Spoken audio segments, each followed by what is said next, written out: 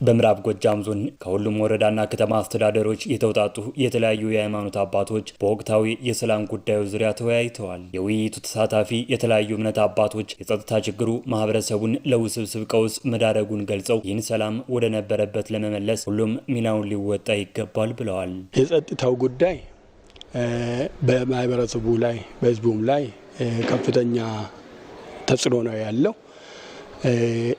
ሰላም ለሁሉም ለየትኛውም የሰው ዘርፍ የሰው አካል ለሁሉም እጅግ በጣም አስፈላጊ ጉዳይ ነው። ይህንን ሰላም ደግሞ ለመመለስ መንግስትም ማህበረሰቡም የሃይማኖት ተቋማትም የራሳቸውን ሚና መጫወት ይጠበቅባቸዋል ብዬ አስባለሁ። የሰው ልጅ ለሆነ ሁሉ ሰላም ጠቃሚ ስለሆነ እነዚህን ሰዎች ታግለን መንግስት ጋር ሆነ ማስቆም አለብን፣ መመለስ አለብን። ሁሉም እምነት ሰላምን ይሰብካል፣ ሰላምን ያስተምራል የሚሉት የሃይማኖት አባቶች የእምነት ተቋማት ይህንን ተግባራቸውን በማጠናከርና ሰላምን በአማኞች ዘንድ በማስረጽ እንዲሁም ሰላምን የማይፈልጉ ኃይሎችን በመገሰጽ ሊሰሩ እንደሚገባ ጠቁመው በዚህ ረገድ የበኩላቸውን እየተወጡ ስለመሆናቸውም ተናግረዋል። ህዝባችን በአጠቃላይ በሃይማኖት ተቋማት እጅ ነው ያሉት።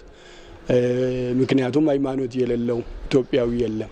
በሁሉም ማህበረሰብ ዘንድ ደግሞ የሃይማኖት ተቋማት የሃይማኖት አባቶች ተሰሚነት ስላላቸው ማህበረሰቡን የሰላም አስፈላጊነትን በሚገባ በየቦታቸው በየሃይማኖት ተቋማቸው አስፈላጊ ትምህርትና ስልጠና ሊሰጣቸው ይገባል ብዬ አስባለሁ።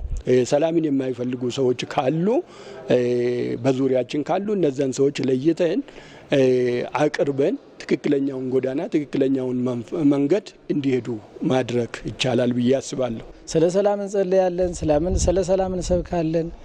እንዲያው በሰዓታቱም በቅዳሴውም በማህሌቱም ስለ ሰላም ማይወሳበት ስርዓተ ትምህርት የለም። በትምህርትም በወንጌልም ማንም ሰው የሚያስተምረው ቤተክርስቲያንም የምታስተምረው ስለ ሰላም ነው። አማኞችንም በቤተክርስቲያን የምናስተምራቸው ይህንን ነው፣ ቀን ተቀን ማለት ነው። አሁን እየተስተዋለ ያለው በውጭ ኃይሎች የሚደገፈው ግጭት ሀገራችንን የሚያፈርስ ህዝባችንን የሚያጎሳቁል መሆኑን መገንዘብ ይኖርብናል ያሉት የምዕራብ ጎጃም ዞን ብልጽግና ፓርቲ ቅርንጫፍ ጽህፈት ቤት ኃላፊ አቶ አባይ አለሙ፣ በመሆኑም ይህንን ግምት ውስጥ በማስገባት ለሀገራችን ብሔራዊ ጥቅም መከበር በጋራ ልንሰራ ይገባል ብለዋል። የሃይማኖት አባቶች እየሆነ ባለው ጉዳይ ላይ ግልጽ ሆነው ተከታይ ምዕመኖቻቸው በሰላም ጉዳይ ላይ ተመሳሳይ አቋም እንዲይዙ ማስተማር እንዳለባቸው አሳስበዋል።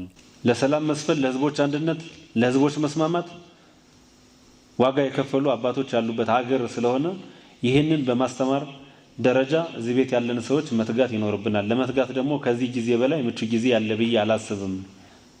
ኢትዮጵያን ከማይመጥን ህዝብ ከሚያፋጅ ከማይመጥን ጦርነት በቃ ብንለው ይህንን አስተምሮ ማስተማር አለብን። በየእምነት ተቋማችን የኢትዮጵያን ብሔራዊ ጥቅም አሳልፎ የሚሰጥ ኢትዮጵያ ታሪካዊ ግዛቶች አሳልፎ የሚሰጥ የኢትዮጵያን ህዝቦች አብሮነት የሚነጣጥልን ነገር ማራቅ አለብን የሚል ሐሳቦችን ወስደን ባለቤት ሆነን መስራት አለብን። ለሀገራችን አንድነት ለሀገራችን ብሔራዊ ጥቅም በጋራ መቆም አለብን።